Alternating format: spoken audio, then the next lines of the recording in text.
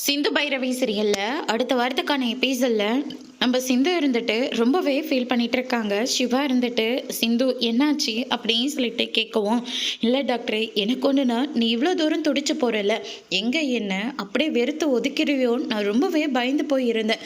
என்னடா இது பொய் சொல்லி கல்யாணம் பண்ணுங்களே, அந்த விஷயம் டாக்டருக்கு தெரிஞ்சிருச்சு, இப்போ நம்மளை வெறுத்து ஒதுக்கிறவாரு தான் நான் நினச்சேன். ஆனால் எனக்கு ஒன்றுனா நீ இவ்வளோ தூரத்துக்கு துடிச்சு போறிய டாக்டர், பார்க்கவே ரொம்ப சந்தோஷமாக இருக்குது அப்படின்ற மாதிரி சிந்து வந்து ஃபீல் பண்ணிக்கிட்டே சொல்லிட்டு இருக்காங்க.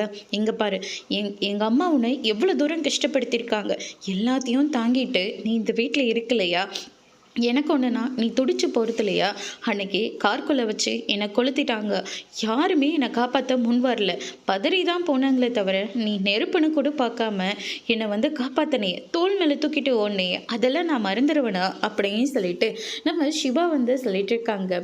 ரொம்பவே எமோஷ்னல் ஆகுறாங்க சிந்து. ரொம்ப தேங்க்ஸ் டாக்டரே அப்படின்ற மாதிரி வந்து சொல்லிட்டு இருக்காங்க.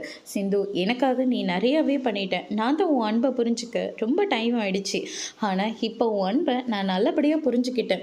உன்னை எக்காரணத்தை கொண்டும் யாருக்காகவும் எதுக்காகவும் நான் விட்டு கொடுக்கவே மாட்டேன் அப்படின்னு சொல்லிட்டு நம்ம சிவா வந்து சொல்லிடுறாங்க.